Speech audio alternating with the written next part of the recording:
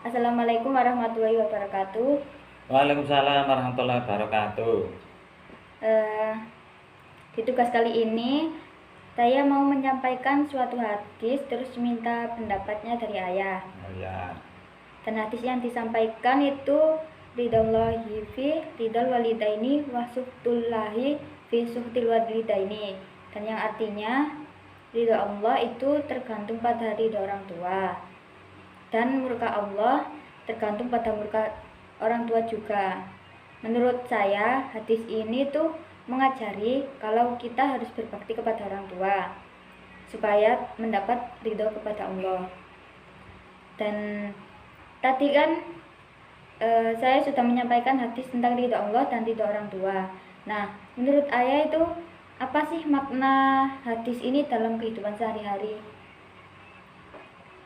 dalam kehidupan sehari-hari anak ini harus berbakti kepada orang tua karena orang tua sejak kecil ini sengsara, mulai bayi itu dirawat butuh biaya, mualan nangis dan lain-lain, pokoknya sengsara.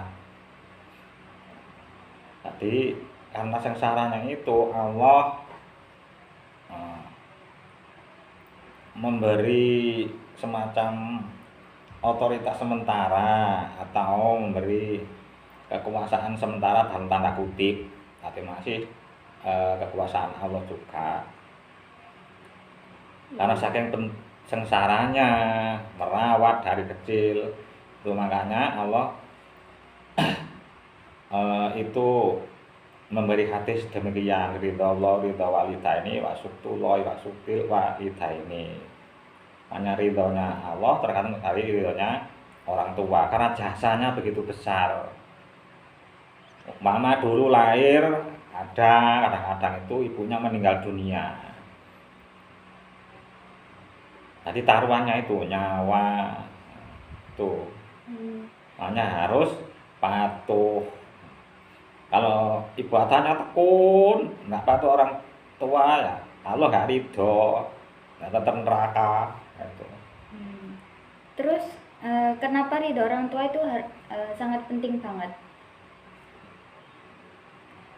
Lah itu tadi karena manusia orang tua itu diberi otoritas oleh Allah sementara dalam tanda kutip.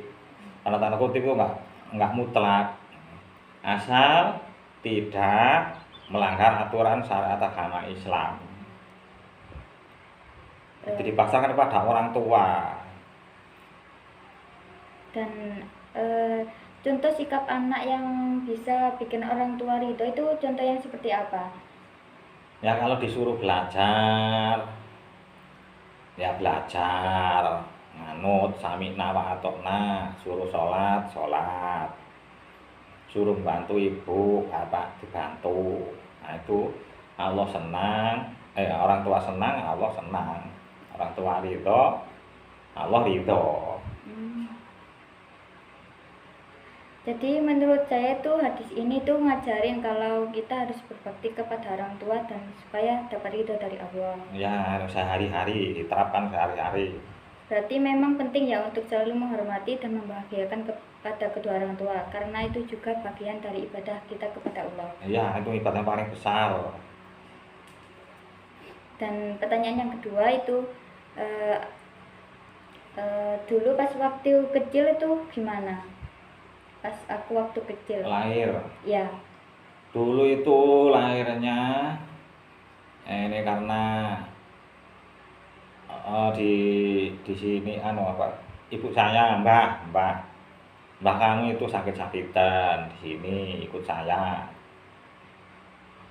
Kakek yang laki-laki itu, mbah laki-laki itu, kakek itu sudah meninggal dunia, maka tidak bisa merawat otomatis karena orangnya mbah itu mbah putri, nenek itu sudah sakit-sakitan, sudah dirawat, ibu saya juga merawat, sudah memberi nafkah, sudah merawat.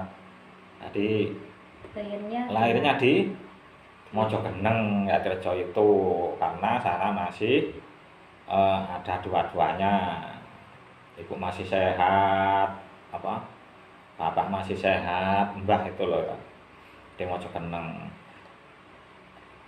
Jadi saya kalau pagi ya, kebetulan saya waktu itu jadi ketua pembangunan Masjid WW.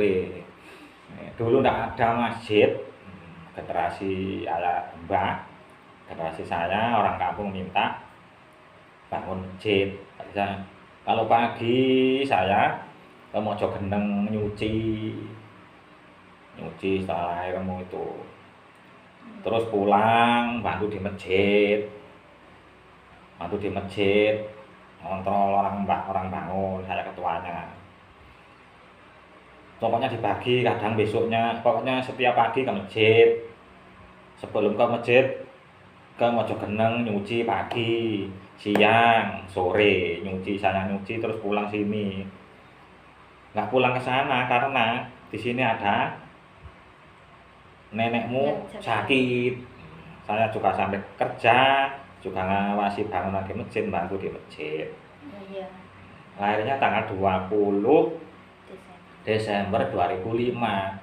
Lahirnya dulu, kamu lahir dulu setelah agak lupa kelas 10 hari atau 7 hari duduk pondasi masjid.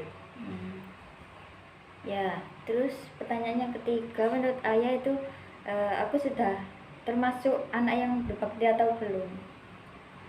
Ya sudah lah, secara umum sudah berbakti, tapi masih perlu ditingkatkan. Ya. Dan yang terakhir itu harapan ayah kepada saya itu apa? Harapan saya itu lebih ditingkatkan, disiplin sholat, ibadah terutama sholat, baca Quran jangan lupa, zikir kepada Allah jangan lupa, bahwa ibadah harus ditingkatkan. Terus sekolahnya harus disiplin, pokoknya harus bisa bagi waktu sebaik-baiknya. Itu harapan saya, mudah-mudahan jadi anak yang sholihah. Amin. Sampai nanti berbakti pada orang tua sampai nanti, mudah-mudahan sukses di bidang apapun, pokoknya di bidang apapun.